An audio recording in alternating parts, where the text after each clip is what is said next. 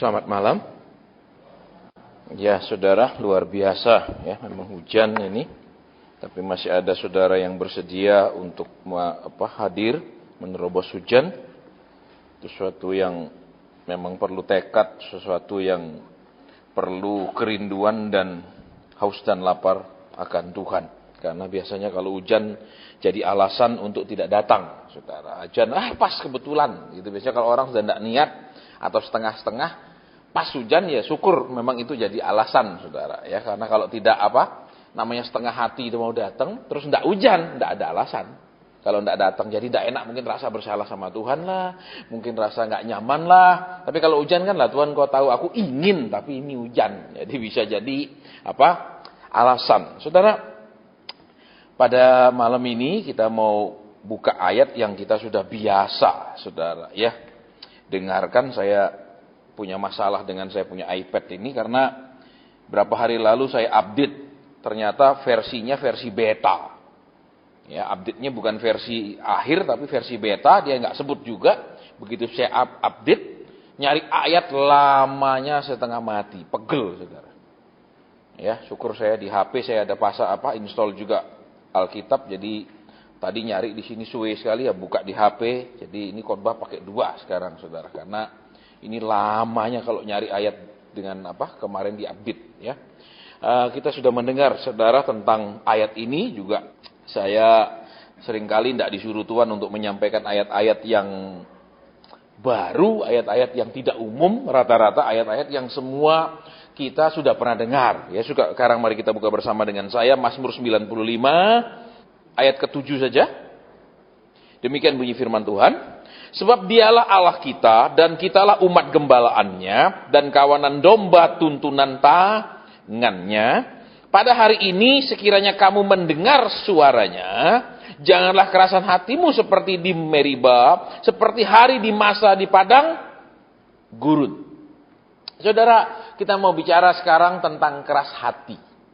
Ya, kita mau belajar sekarang tentang keras hati. Ya, misalnya orang tidak bisa dinasihati, dianggap keras hati, bisa. Dianggap kepala batu juga bisa. Saudara, orang yang punya kemauan yang tidak bisa dirubah, punya keinginan yang tidak bisa diterima masukan juga boleh. Ya, tapi kita mau belajar lebih detail. Kita mau belajar kalau menurut firman ini, mereka ini keras hati apa? Ya, supaya kita tidak mengulang, kita tidak melakukan hal yang sama keras hatinya, saudara. Karena seneng tidak seneng, saudara, sulit sekali berurusan dengan orang yang keras hati. Ya, apapun mungkin dia dengar, tapi dia tidak akan dengarkan. Ya, atau dia akan dengarkan dengan diam, tapi dia tidak akan mau melakukan. Itu tipe keras hati. Nah, sekarang kita mau lihat, saudara, ya, ayat yang tadi kita baca. Pada saat jangan kerasan hatimu seperti di masa dan di Meriba. Saudara, apa yang terjadi di masa dan Meriba, saudara, ya? Kan saudara dan saya sudah tahu itu bahwa mereka itu berjalan, kemudian yang terjadi, ya coba kita buka Alkitab, saudara, ya. Keluaran pasal 17 ayat ke-6. Maka aku akan berdiri di sana di depanmu di atas gunung batu di Horeb. Haruslah kau pukul gunung batu itu dan dari dalamnya akan keluar air sehingga bangsa itu dapat minum. Demikianlah diperbuat Musa di depan tua-tua Israel. Dinamailah tempat itu Masa dan Meriba. Betul? Nah, sekarang lihat, saudara, ini masalah. Mereka tiba di padang gurun Sin. Saudara, padang gurun Sin ini adalah padang gurun awal mereka sepenuhnya hidup dalam ketergantungan dan dalam pemeliharaan Tuhan. Ya, ini yang saudara dan saya harus perhatikan. Kalau di ayat 1, saudara naik di pasal 17 ayat 1, mereka sampai di padang gurun Sin. Itu di sana ada namanya tempat Masa dan Meriba. Dan di sana mereka kehausan, mereka kurang air, terus mereka ngamuk. Saudara, itu yang kalau saudara dan saya perhatikan, ya. Dan sekarang lihat, padang gurun Sin, saudara, adalah padang gurun sesudah mereka keluar dari Mesir, ya, berjalan 1 bulan setengah, 45 hari, mereka masuk ke padang gurun Sin. Di sanalah mulai turun mana. Saudara dan saya tolong perhatikan ini supaya kita mengerti, di sanalah mulai turun mana. Terus apa? Mereka kan sudah berjalan, mereka bawa bekal, terus sekarang mulai turun mana sesudah 1 bulan, pada bulan kedua pada tanggal 15. Ya, nanti kalau saudara teliti baca Alkitab, ya tidak sekedar baca, apalagi tidak baca, ya, maka bisa kita mengerti spesies apa sih pentingnya padang gurun Sin ini. Terus saudara lihat ya, mana diturunkan di sana. Sebenarnya kenapa? Kan sudah mereka bawa perbekalan. Nah sekarang Tuhan pelihara mereka lewat mana? Karena di padang gurun mereka tidak bisa nanam, juga tidak ada tanaman yang bisa jadi bahan makanan. Saudara, kalau saudara misalnya pergi hutan kan ada umbi-umbian tertentu yang masih bisa dimakan, walaupun tidak umum untuk bertahan hidup. Tapi itu kan padang gurun, saudara. Ya, kalau berani makan kalajengkingnya beracun. Berani makan ular, ularnya beracun. Nah, jadi apa? Tuhan memelihara mereka di situ dengan menurunkan mana. Tetapi yang aneh, saudara, sekalipun sekarang mereka ini bergantung penuh kepada Tuhan, karena sudah 1 bulan 15 hari mereka berjalan meninggalkan Mesir. Tetapi lihat, saudara, ya, walaupun sekarang mereka bergantung mutlak sama Tuhan karena tidak ada makanan di padang gurun, tetapi mereka tidak punya sikap berterima kasih. Mereka tidak punya hati yang bersyukur karena diturunkan mana. Buktinya, begitu kurang air, mereka ngamuk. Berarti salah satu ciri orang keras hati adalah, saudara, ya, walaupun Tuhan berbuat baik kepada dia, tetap aja ada komplainnya, tetap aja ada ngomelnya, tetap aja ada nggak puasnya. Itu salah satu dasar orang keras hati, saudara. Ya, jadi jangan berpikiran orang keras hati seperti yang kita merasa, kita mengerti bahwa yang namanya keras hati itu ya tidak bisa dinasihati, ya istilahnya kalau bahasa Jawa nggak bisa dikandani, begitu. Itu nama keras hati. Kalau di sini bicara tentang Tuhan pelihara, tetap aja masih ngomel. Tuhan pelihara, tetap aja tidak puas. Tuhan pelihara, tetap aja ada keluhan demi keluhan. Itu namanya keras hati. Saudara, kenapa seperti itu? Karena kalau saudara dan saya perhatikan, ya.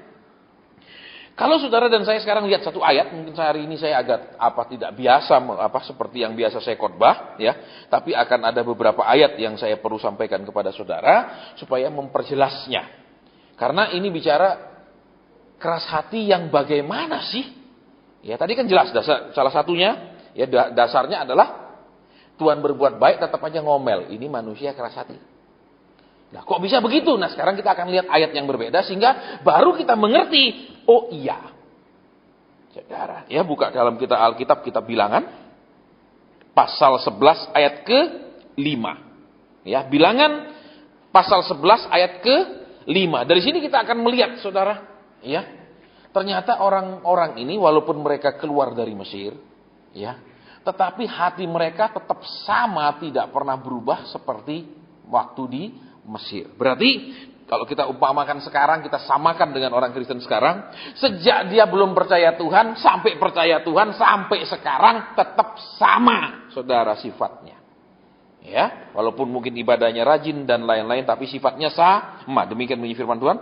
Kita teringat kepada ikan yang kita makan di Mesir dengan tidak bayar apa-apa, kepada mentimun dan semangka, bawang pre, bawang merah, dan bawang putih. Saudara lihat.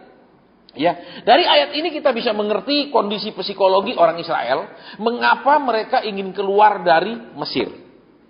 Mereka tidak kurang makan. Tolong perhatikan, berbeda dengan zaman penjajahan dulu, misalnya zaman kerja rodi zaman Belanda, kemudian kerja Romusa, kerja paksa zaman Jepang. Ya, mereka kalau dilihat foto-fotonya, dokumentasinya kan mereka jadi kurus kering karena disuruh kerja paksa tapi juga makanan tidak penuhi. Kalau ini, saudara, makanan limpah ruah. Saya ulang. Buktinya apa? Alkitab katakan di situ, mereka bilang, kami bisa makan semuanya dengan tidak bayar. Berarti lihat, kalau sampai nggak bayar, berarti limpah ruah. Betul apa ya? Betul apa ya? Nah, sekarang lihat, saudara. Ya.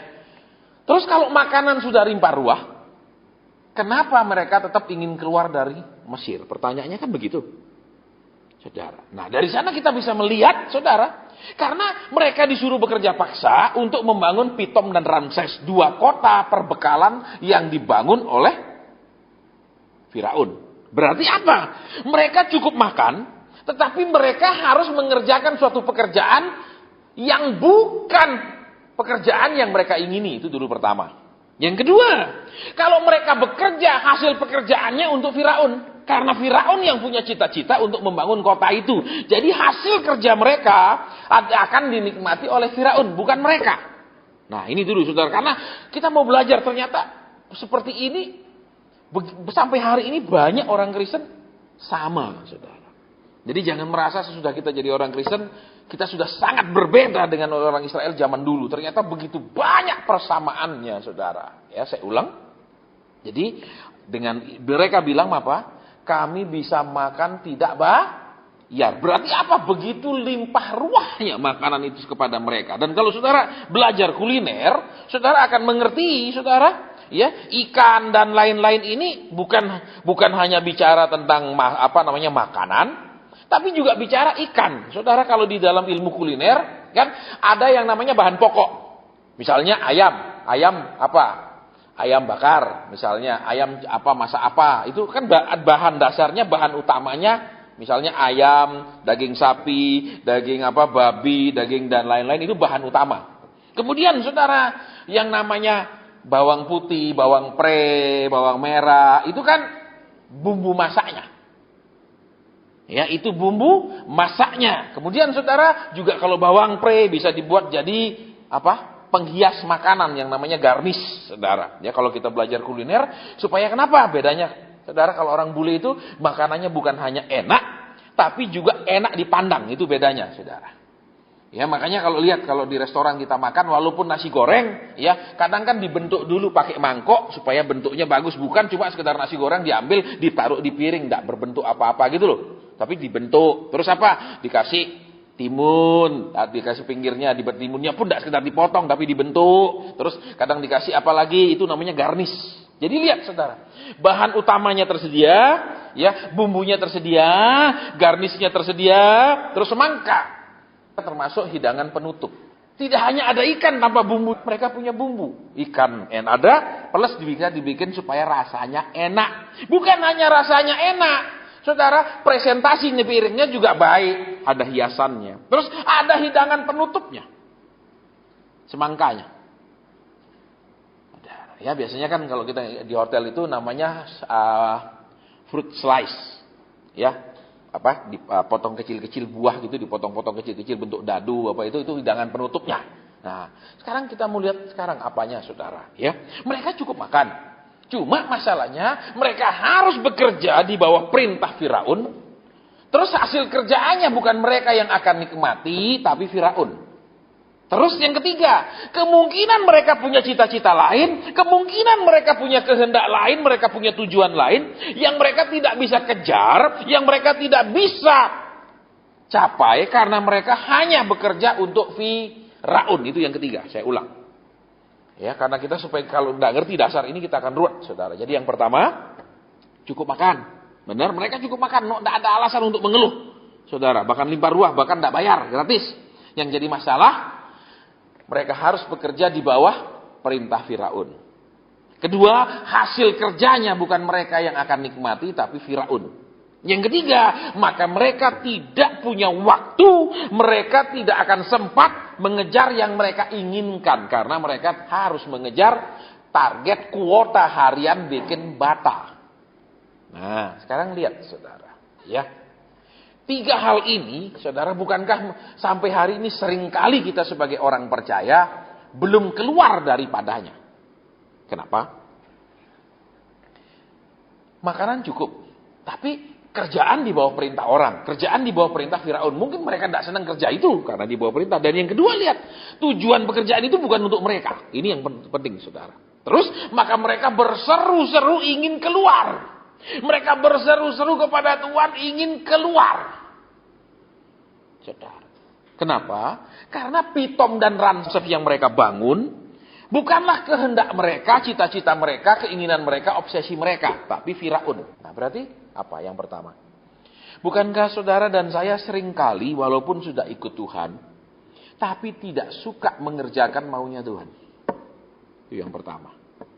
Yang kedua, bukankah saudara dan saya kalau disuruh taat, Kerjakan apa, saudara merasa, buat apa saya lakukan ini itu? Ini kan untuk Tuhan pada ujungnya. Saya yang kerjakan, tapi kan untuk Tuhan.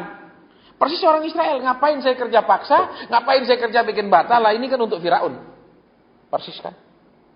Makanya sulit nih suruh taat, sulit suruh melakukan kehendak Tuhan. Sulit sekali ini untuk menuhankan Tuhan. Tuhan hanya jadi pembantu, Tuhan hanya jadi jongos, Tuhan hanya jadi apapun yang disuruh harus lakukan, berikan ini harus berikan, adakan ini, tolong ini semua. Saudara. Terus yang ketiga, saudara lihat, mereka tidak punya waktu lagi untuk mengejar cita-cita mereka sendiri. Karena kerja saja menurut perintah Firaun. Nah, yang ketiga sama toh, saudara. Ya. Kita lebih senang mengerjakan yang kita mau daripada mengerjakan yang Tuhan mau. Persis semuanya. Tidak ada bedanya, saudara. Ya, kalau saudara dan saya perhatikan. Ya, kenapa? Karena kan kita semua punya cita-cita. Kita semua hidup punya obsesi. Kita semua hidup punya rencana. Punya macam-macam yang kita ingin capai, ingin kita dapat, ingin kita miliki. Dan segala macamnya. Makanya, lihat di sini. Mereka mengeluh. Karena kerja paksa itu membuat mereka tidak punya waktu untuk mengejar cita-cita mereka sendiri. Makanya mereka ingin keluar. Nah, lihat dasarnya. Makanya ketika mereka keluar, saudara, yang jadi masalah, mereka selalu melawan. Karena kenapa? Saudara. Karena tujuan mereka minta keluar adalah satu kan? Supaya mereka tidak dibawa perintah. Kedua, supaya apapun yang mereka kerjakan bukan untuk orang lain. Yang ketiga, supaya mereka punya waktu buat mengejar maunya sendiri. Sehingga lihat, Tuhan suruh mereka berjalan ke Kanaan, mereka selalu ingin berbalik ke Mesir. Betul. Karena mereka ingin mencapai yang mereka mau sendiri, bukan maunya Tuhan. Nah, zaman sekarang kalau saudara lihat sekarang, pengajaran selalu sama. Kehendakmu yang akan tercapai. Betul? Terus, engkau tidak usah lakukan kehendak Tuhan, tapi Tuhan yang akan melakukan kehendakmu. Lihat, 3 hal ini menjadi dasar kegagalan kita selama ini ikut Tuhan. 3 sebab ini membuat kita selalu suka mendengar pengajaran yang bertentangan dengan kebenaran firman Tuhan. Tapi amin, amin, amin, amin. Jadi mereka berseru-seru cuman karena apa? Lah kalau kami bangun itu bangunan untuk siapa? Untuk Firaun. Betul? Terus kami suruh kerja terus, kami tidak bisa ngejar cita-cita kami sendiri. Kami mungkin maunya begini, tidak bisa tiap hari kami harus bekerja. Jujur aja, saudara dan saya akan rela berkorban untuk maunya kita sendiri. Tapi akan sulit berkorban untuk maunya Tuhan. Ya kan? Betul apa betul? Saudara. Sehingga saudara dan saya lihat. Ya. Dari 3 motivasi ini membuat tetap keras hati. Dari 3 hal ini membuat mereka tetap ngelawan. Saudara. Sehingga apa lihat sekarang? Mereka kan mau kerjakan yang mereka mau nih. Lihat, begitu mereka kurang air, mereka mengamuk. Padahal di padang gurun yang sama, Tuhan menurunkan mana.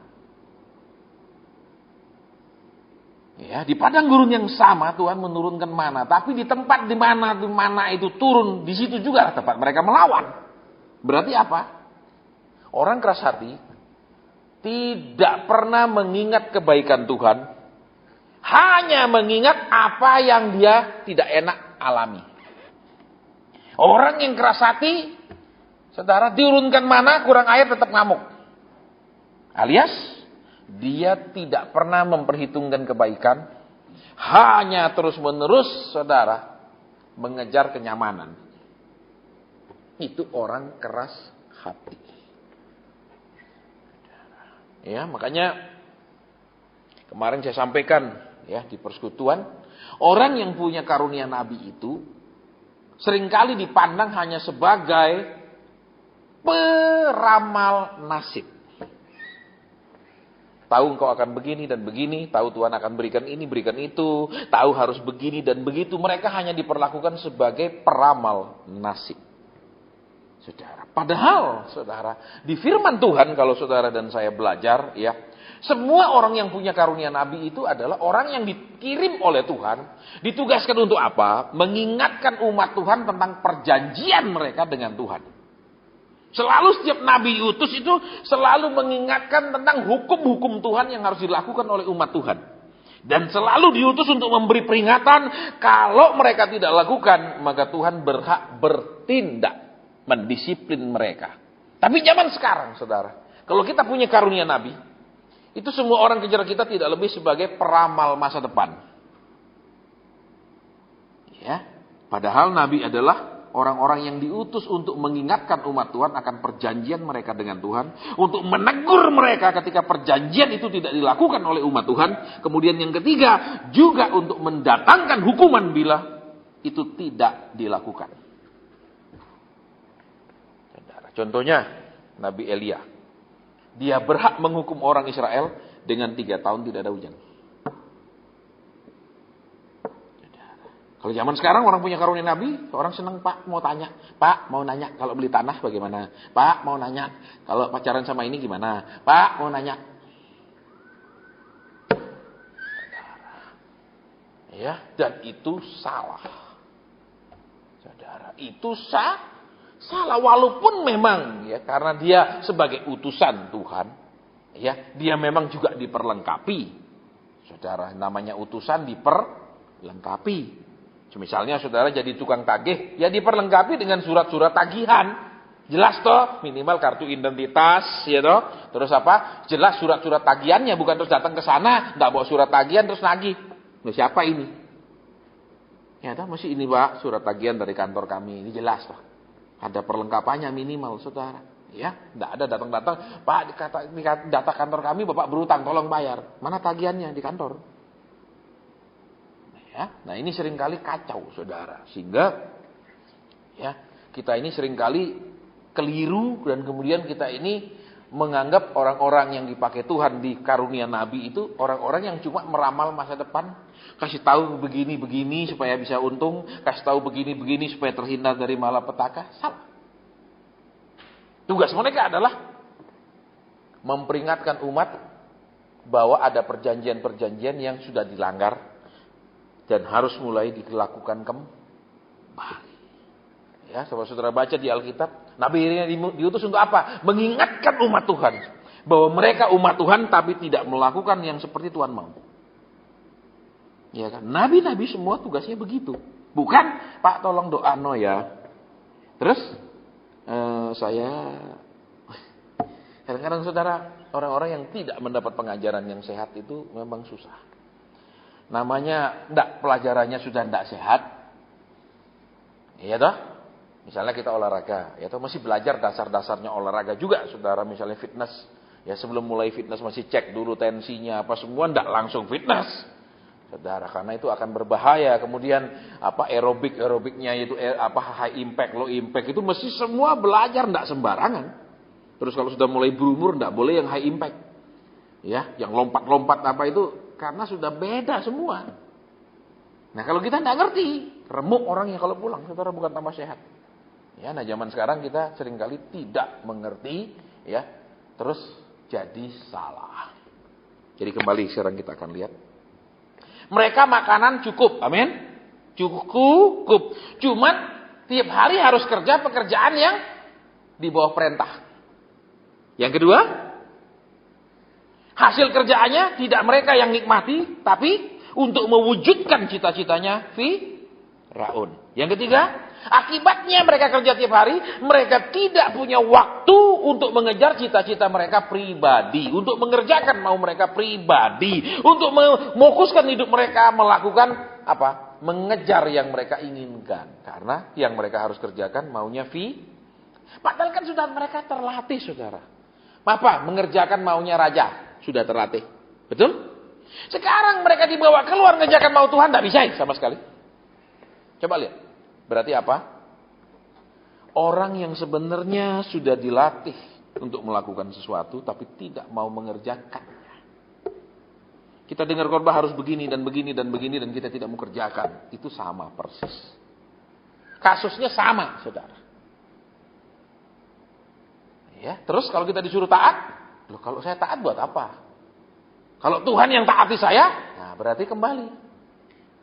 Lihat saudara, yang kedua. Hasil pekerjaannya adalah untuk mewujudkan mimpinya Firaun. Bukan mereka punya mimpi toh bangun Pitom dan Ramses. Berbeda dengan waktu orang-orang di Babel membangun Menara Babel. Itu mereka bangun untuk diri mereka sendiri. Lah sekarang orang Israel membangun untuk Firaun. Kita seringkali beribadah sama Tuhan untuk apa? Bukan untuk menyenangkan Tuhan, semata-mata menyenangkan diri kita. Apa bedanya dengan orang Israel zaman itu? Nggak ada bedanya. Persis sama, saudara. Ya, dan yang nomor 3, mereka nggak punya waktu mengejar cita-cita mereka sendiri. Jadi, kalau mereka sudah cukup makan, istilahnya sampai gratis semua nggak bayar, terus kurang apa lagi? Jelas ada kurangnya kan? Mereka harus bekerja. Mereka maunya kalau bisa makan nggak usah kerja, amin. Loh iya toh, jujur, betul. Terus yang kedua, sudah kenyang makan, apa yang kita kerjakan ya untuk diri kita, bukan untuk yang lain. Terus yang ketiga, kita mau punya waktu sebanyak-banyaknya untuk mengejar maunya kita. Makanya coba lihat orang Kristen. Ya kan, pergi gereja juga mereka minta Tuhan tolong mereka perlancar maunya, turuti keinginannya, berikan permintaannya. Apa bedanya, saudara? Apa bedanya? Tidak ada bedanya sama sekali. Betul. Loh. Sudah terlatih nuruti maunya orang. Betul, di bawah perintah. Sekarang Tuhan yang perintah loh. Malah ngamuk. Berarti apa? Penderitaan mereka, hal-hal yang tidak enak di dalam mereka, itu mereka hanya kerjakan karena terpaksa. Halo?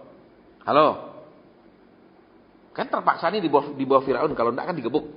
Mereka kerjakan dengan terpaksa. Nah sekarang, yang memerintah mereka adalah Tuhan yang berjuta kali lebih tinggi daripada Firaun ngelawan.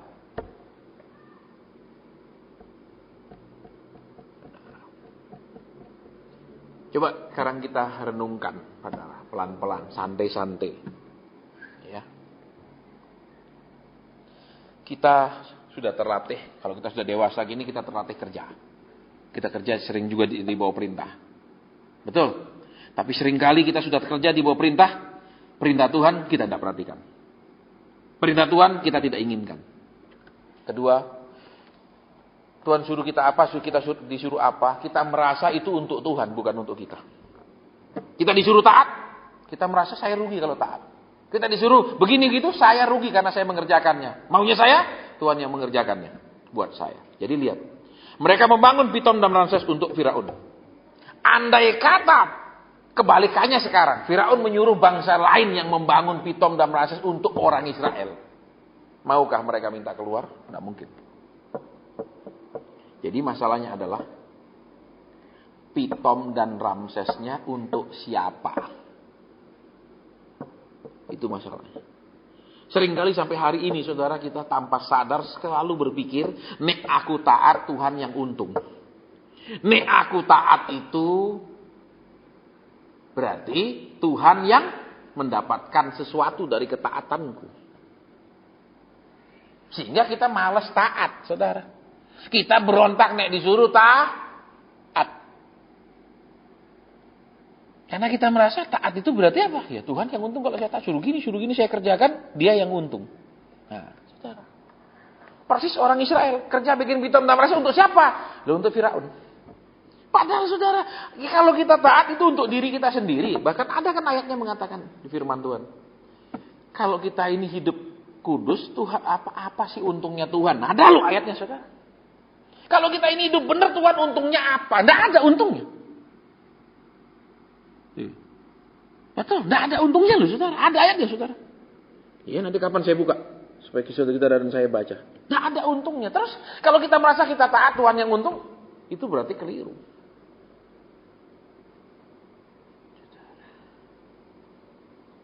Ya. Yang ketiga. Tidak punya waktu untuk mengejar maunya sendiri. Kita maunya mengejar yang kita mau sepanjang waktu. Di dalam ibadah pun kita berdoa untuk meminta yang kita mau itu. Iya toh, semua yang kita kerjakan untuk mengejar yang kita mau. Di dalam ibadah pun kita tetap mengejar yang kita mau dengan cara minta sama Tuhan. Coba bayangkan. Tiap kita ibadah seringkali kan Tuhan mau gini, tolonglah, jawablah, berilah, adakanlah. Kita mengejar semua untuk yang kita mau. Makanya waktu orang Israel itu lihat, saudara, kerja paksa mereka tidak punya waktu untuk mengejar yang mereka mau, mengerjakan yang mereka mau. Kita pun sama. Kita sekarang mengejar yang kita mau, plus di dalam ibadah pun kita mengejar yang kita mau. Ya, bulan lalu habis persekutuan, tiba-tiba jam 9:30 malam ada 4.000 datang. Mau konseling. Saya sudah pulang. Karena kan habis khotbah saya langsung lari jalan. Saya biasanya suruh tutup doa orang lain dan saya langsung minggat. Ya, rupanya mereka dapat informasi ibadah kira-kira selesai 9:30. Jadi mereka datang 9:30. Terus ditanyain sama yang di sana. Ya, diajak ngobrol, mau konseling. Ya, terus diberitahu bahwa kalau mau datang dengar firman, bukan untuk konseling. Saudara lihat. Ya, orang keras hati itu adalah orang yang sepanjang waktu mengejar yang dia mau. Dan dia cari Tuhan pun hanya untuk mencari yang dia mau. Parahnya di situ. Jadi itu orang yang keras hati. Dasar kekerasan hati itu 3 hal itu, saudara. Sehingga ketika Tuhan mau melunakkan hati mereka dengan cara apa? Kasih kurang air. Ngamuk. Di Tuhan lunakkan hati dengan apa? Mengizinkan ada problem, mengizinkan ada kekurangan, mengizinkan ada hal yang tidak nyaman, mengizinkan ada hal yang tidak sesuai harapan, keinginan di dalam hidup kita. Itulah cara Tuhan melunakkan hati. Kalau saudara dan saya mau, ya Tuhan, walaupun nangis, ya Tuhan, walaupun itu sulit sekali, berat sekali, tapi kita iya. Disitulah maka Tuhan menemukan hati kita ini hati yang lunak, lembut. Lihat kembali. 3 dasar kekerasan hati yang membuat kita sampai hari ini tidak bisa taat. Yang membuat kita jadi orang yang tidak bermanfaat buat Tuhan, hanya memanfaatkan Tuhan. Ya, makanya saya juga sedang berdoa terus. Apakah siaran radio kita lanjutkan apa tidak untuk tahun depan? Saya masih terus berdoa, saudara, ya. Karena saya tidak bisa ambil keputusan sendiri. Ya, saya sendiri melihat ya orang cuma mau konseling. Beberapa hari lalu waktu siaran ada ibu yang telepon, saya tanya, ya, Ibu tadi saya khotbah apa? Loh, saya bilang, Ibu enggak dengar ya? Saya sibuk, Pak. Oh, terus? Ya pas jam konseling baru saya konsentrasi, sekarang mau nelpon. Jadi khotbah tadi enggak dengar. Sama 1,5 jam saya khotbah di radio dia tidak dengar, tapi jam saya berhenti konseling sekarang dia mau nelpon. Ketahuan dari mana? Apa yang sudah saya sampaikan tadi itu dia tanya ulang, ada sudah itu jawaban yang sudah tadi sudah dikhotbahkan, dia tanya, berarti tidak dengar berarti. Ya Pak, saya tadi sibuk. Loh, sekarang kok enggak sibuk, Bu? Iya, sekarang Pak, sekarang saya memang mau konseling. Oh, kalau mau konseling baru bisa enggak sibuk, bagus. Kayaknya saya lagi berpikir ini radio mau dilanjutkan tidak. Percuma saudara kita buang uang juta-jutaan. Ya, kalau memang harus ditutup. PD pun saya juga lagi doa Tuhan mau tutup aja lah. Tapi belum dapat izin. Saudara, karena kenapa? Lebih banyak orang datang hanya untuk cari solusi.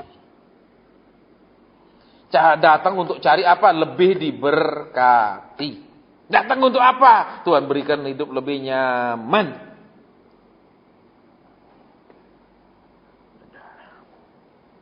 Jadi, yang pertama, mereka kerja di bawah perintah. Dan karena itu mereka tidak mau diperintah siapapun, termasuk Tuhan. Yang kedua, mereka bekerja untuk mewujudkan obsesinya Firaun.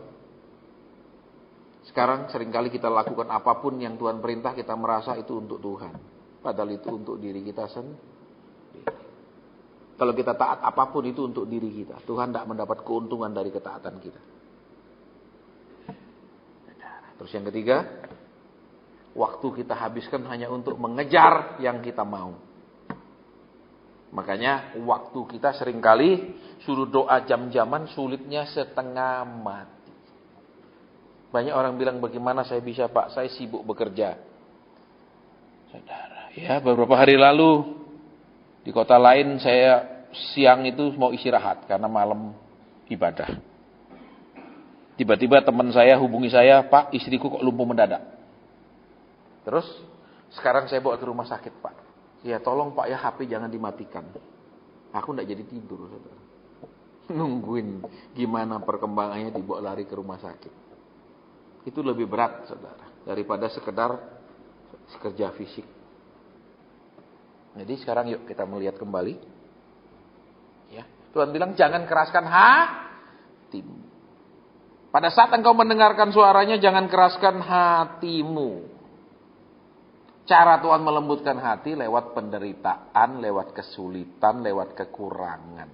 Berarti, kalau saudara dan saya sedang menghadapi problem, pergumulan, dan lain-lain ini, itulah cara Tuhan membuat hati kita ini lunak. Kenapa? Sederhana toh. Kurang air. Terus mau ngapain sekarang? Gali sumur di padang gurun. Kerja mereka ngamuk, kerja mereka ngeluh, kerja mereka menggerutu.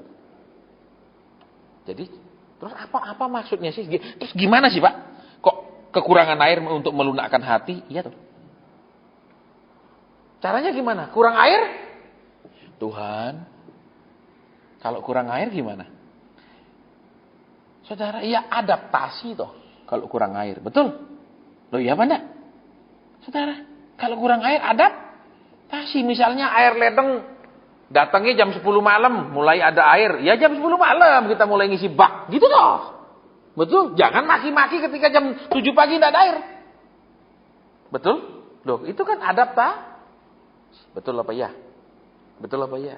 Sering Tuhan mengajar kita beradaptasi dengan keadaan, bagaimana kita merespon keadaan, bukan memaksakan bahwa semua keadaan harus baik, tapi beradaptasi dengan keadaan yang buruk.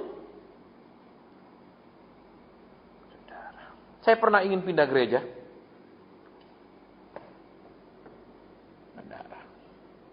Saya doa, Tuhan bilang tidak, tetap di gereja yang sama.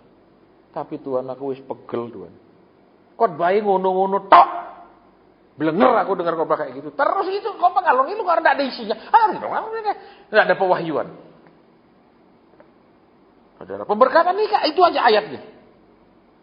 Ya, sampai memang enggak ada ayat lain sih tentang pernikahan di Alkitab ini memang enggak ada ayat lain tentang orang pernikahan, hanya itu terus ayatnya. Istri harus tunduk pada suami, suami harus mengasihi istri. Itu aja ayatnya. Saudara, pemberkatan anak sama, maka orang-orang membawa anak-anak kecil dan Yesus memberkati mereka. Itu ayatnya semua. Emang tidak ada ayat lain tentang anak-anak.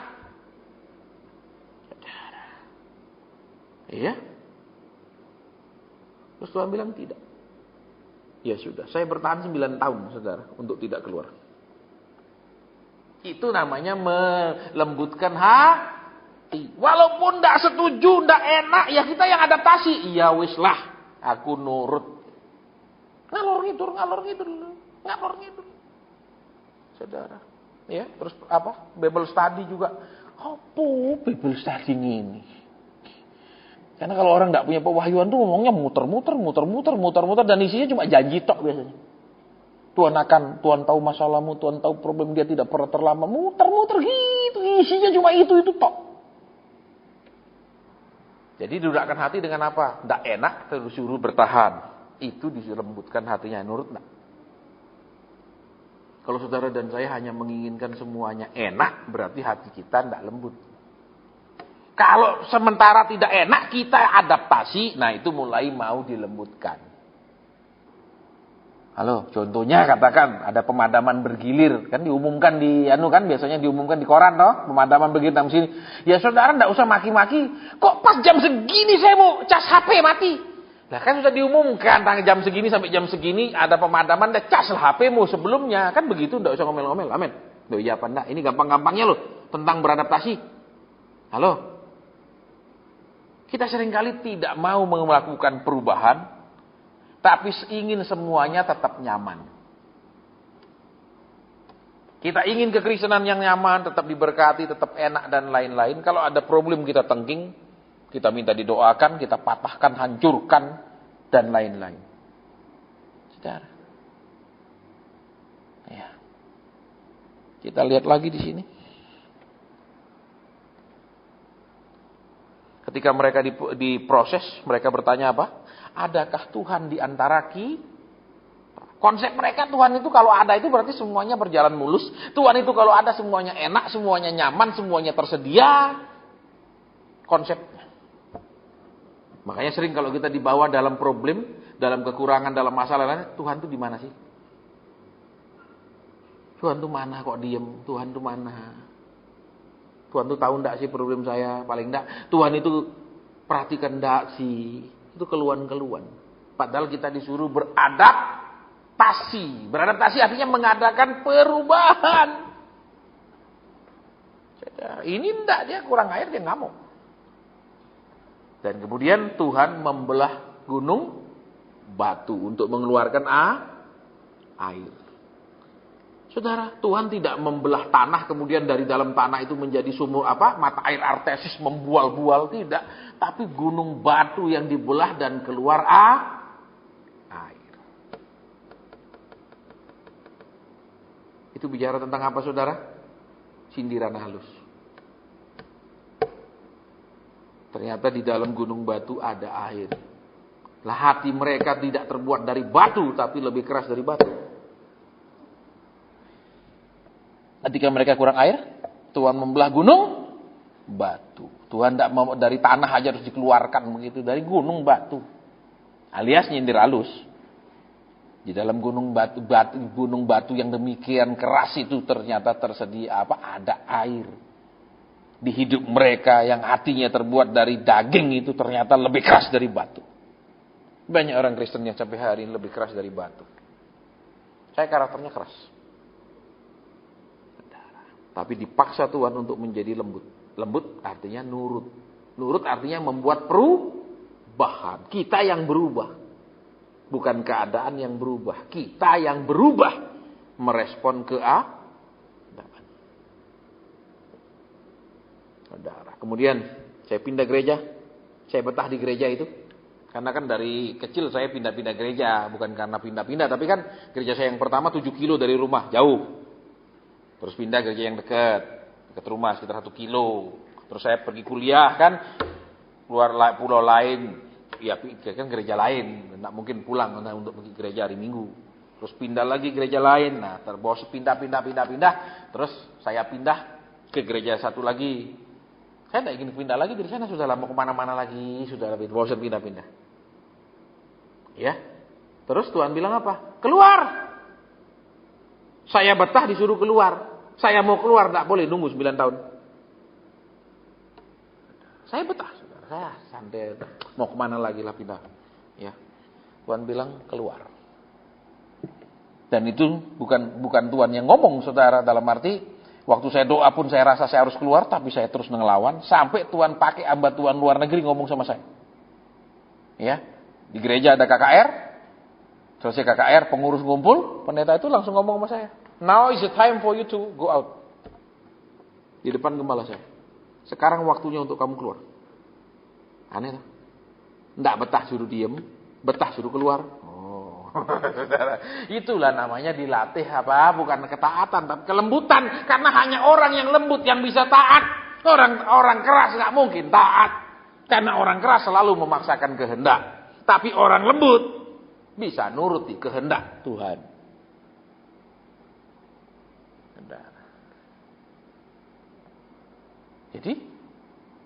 Jadi sekarang lihat di sini. Keadaan yang tidak enaklah cara Tuhan memproses kita untuk memiliki hati yang lembut.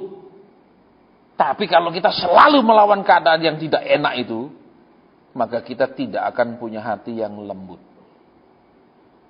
Saudara, saya pernah saksikan sama saudara kan, habis saya diundang ke satu negara, khotbah itu lagi pecah dua. Jadi kita khotbah apa saja nanti dipikir pro ini karena dia lagi pecah dua tempat itu. Jadi kalau sedang ada perpecahan, saudara, khotbah kita apapun mereka bisa salah sangka. Mungkin dipikir nyindir pihak sini, nyindir pihak sini, karena dia lagi rame. Dua kelompok itu lagi pecah total. Terus namanya orang pecah total, sama-sama punya sakit hati, kita khotbah di depan orang sakit hati, mendal. Terus saya bilang sama Tuhan, Tuhan, tidak akan kedua kali aku khotbah di kota ini, di negara ini. Pulang Indonesia. Lagi doa Tuhan bilang, kamu pergi lagi. Hah? Pergi lagi Tuhan. Mereka mau berani undang saya khotbah begitu keras. Dan saya tidak mau juga, saya bilang. Mereka keras-keras. Tidak lama saya dihubungi lagi. Pak Hasan, kapan bisa datang lagi ke negara kami? Kalau Tuhan tidak ngomong sama saya, pergi lagi. Sorry, saya nggak akan pergi, saudara. Ya, saya nggak kesengan keluar negeri, saudara. Kalau saudara lihat paspor saya satu halaman tuh 6 negara. Tapi Tuhan bilang, pergi lagi. Itu dilunakkan hati. Bukan terus di sana disambut dengan baik. Di sana jemaatnya nurut-nurut. Kita senang pergi kalau yang begitu. Kalau jemaatnya atos semua, mau apa? Ya, jadi sekarang yuk kita mau perhatikan kebenaran firman Tuhan. Ya. Sekarang tujuan kita ikut Tuhan. Apa ada kerjaan-kerjaan dalam arti tugas-tugas kita yang harus kita lakukan sebagai umat Tuhan yang kita tidak mau lakukan? Yang kedua, sering kita disuruh apa dan apa kita merasa Tuhan yang untung. Dan itu makanya kita tidak tertarik untuk taat. Ketiga, kita pakai waktu selama ini untuk mengejar yang kita mau terus-menerus, bahkan di dalam ibadah. Atau kita izinkan Tuhan memakai kita untuk membangun hidup kita seperti yang Dia mau. Pertanyaannya sederhana. Semua kita punya pilihan. Tapi Tuhan tetap bilang, tugasmu di Indo. Cara saudara dilunakkan hatinya adalah ketika perintah Tuhan tidak sesuai dengan analisa kita, keinginan kita. Ketika Tuhan sampaikan kehendaknya yang berlawanan, yang membuat kita jadi tidak nyaman, bukan nyaman. Jadi kalau selama ini kita mendengar khotbah Tuhan akan menurutimu, doamu sudah sampai ke telinga Tuhan, sebentar. Percayalah, itu orang-orang yang di mata Tuhan kerasnya luar biasa, tidak berubah. Terus, tapi Pak, kan kalau taat diberkati. Betul, kita akan diberkati lebih mengenal Tuhan. Lebih tahu hatinya. Saudara, terus kita akan diberkati menjadi orang-orang yang anak-anak yang kekasih. Bukan sekedar anak-anak Tuhan.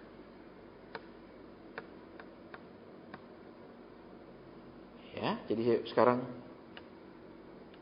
periksa 3 hal ini.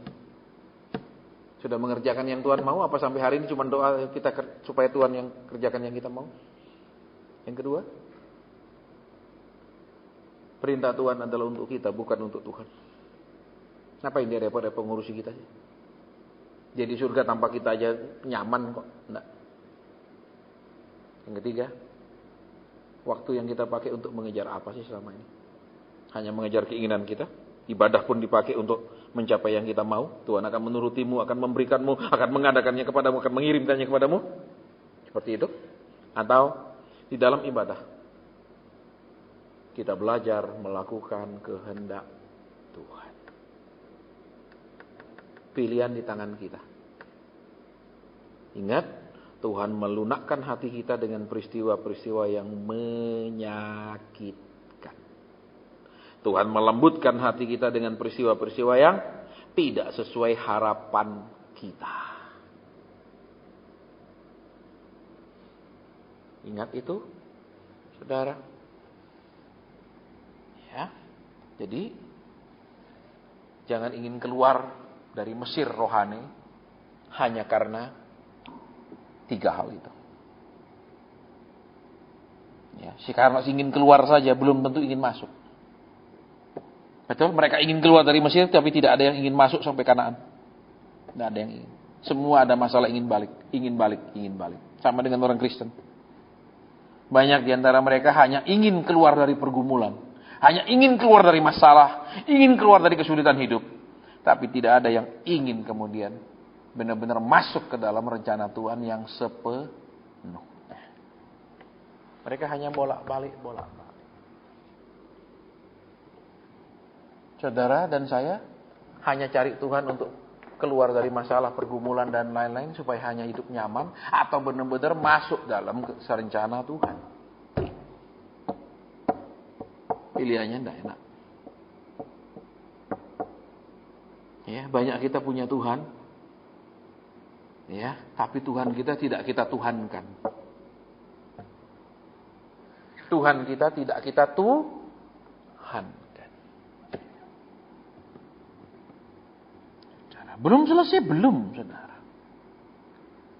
Ya, proses Tuhan itu terus berlanjut sampai dia dapatkan kita memang hatinya selembut yang dia mau. Jadi, tidak enak, saudara. Iya. Saya ingat tahun 90 saya disuruh Tuhan berhenti kerja, tinggalkan semua. Saudara, tahun 94 Tuhan suruh saya balik kerja. Aneh enggak? Sudah enak karirnya, saudara, enak duitnya, suruh berhenti, tinggalkan. 4 tahun kemudian, Tuhan bilang kerja lagi. Loh, ngapain kalau engkau suruh saya kerja lagi, ngapain saya disuruh berhenti berkarir? Saya sudah kehilangan waktu 4 tahun untuk berkarir. Saya tidak mau, saudara. Saya bilang, Tuhan tidak keliru tuh. Suruh aku berhenti, terus sekarang suruh kerja lagi, tidak keliru. Saya bantah, saudara. Katanya disuruh mau pelayanan. Saya sudah 4 tahun ini di padang gurun, sekarang suruh balik kerja lagi di pariwisata, nggak keliru Tuhan. Saudara, kalau saya tanya gembala saya, dia pasti akan bilang kerja lagi. Kenapa? Lah, jadi general manager hotel berbintang nih. Siapa yang tidak mau kendaraan dinas dapat, semua dapat? Kalau tanya pasti, wah itu berkat Tuhan. Saya mau tanya orang yang benar-benar menurut mau Tuhan. Nah, pas ada KKR di gereja kami 7 hari. 7 hari KKR, saudara. Ya hamba Tuhan tuh memang, wah urapannya serem. Orang dipikul dari rumah sakit, digeletak-geletak no. Saudara, artinya rumah sakit sudah istilahnya, ya bawa pulang lah, sudah kan. Ya, tapi keluarga-keluarga kan masih sayang, tetap tidak dibawa pulang. Itu digeletak-geletak no. Dia cuma bilang apa? Bangun, berdiri. Bangun orangnya sudah. Ya, dalam kondisi sudah kurus kering begitu, bangun berdiri. Sekarang lari katanya, kelilingi gereja. Lari orang itu sudah kelilingi gereja, naik ke mimbar baru 7 hari itu saya lihat mujizat demi mujizat. Terus saya lupa hari keberapa, saya tanya dia, Om, saya mau tanya, saya bilang, saya ini ditawari kerja, pegang hotel. Nah, orang yang benar-benar sama Tuhan tuh tidak langsung bilang, ambil, saya doakan kamu. Kalau dapat saya sampaikan ke kamu. Baik, terima kasih Om. Hari terakhir KKR, selesai KKR dia panggil saya. Tuhan bilang, ambil pekerjaan kamu. Tidak keliru. Sudah disuruh berhenti, sudah balik kerja. Aneh Tuhan tuh, saudara. Iya, saya kerja sambil yang bener aja Tuhan saya bilang. 4 tahun aku buang karirku, terus sekarang kerja lagi. Mending kerja aja terus-terusan, tidak usah diputus 4 tahun. Sampai 98. Kemudian 98 saya total ninggalkan seluruhnya sampai hari ini tidak pernah balik.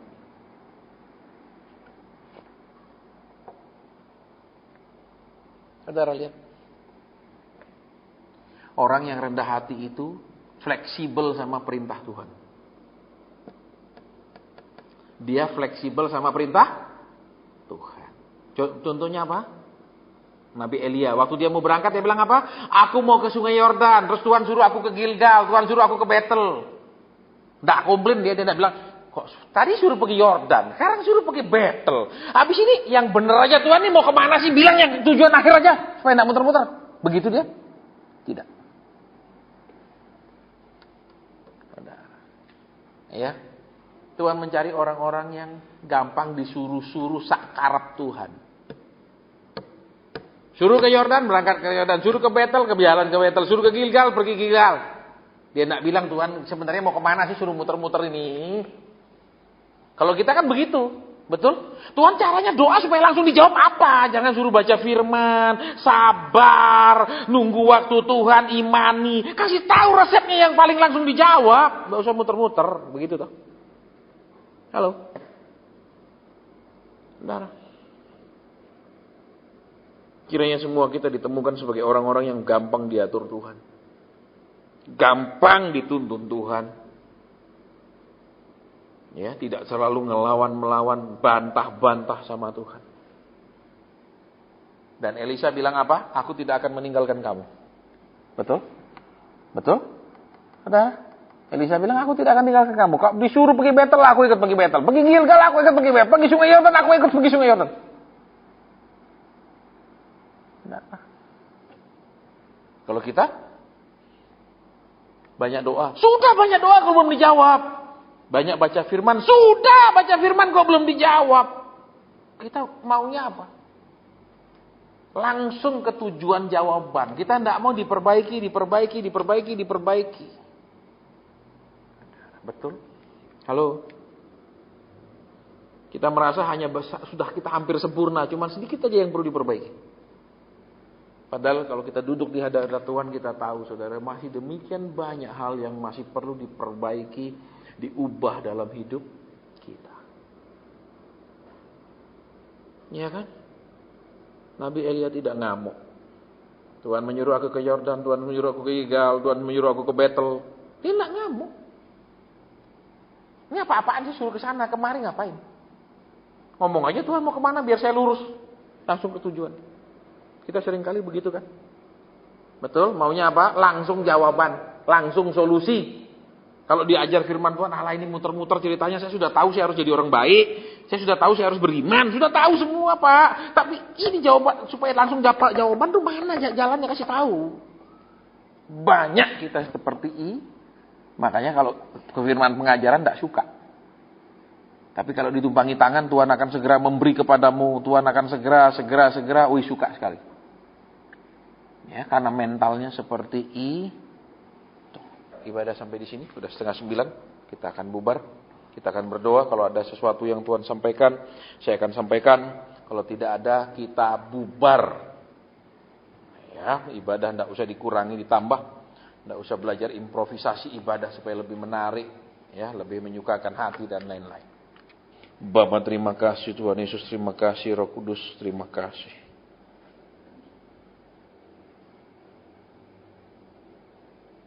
Terima kasih. Mungkin ada yang Bapak ingin sampaikan.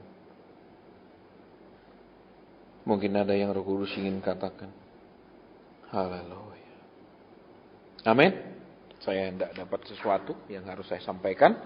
Jadi ibadah bulan depan rasanya sudah ada pengumumannya di sana, saudara.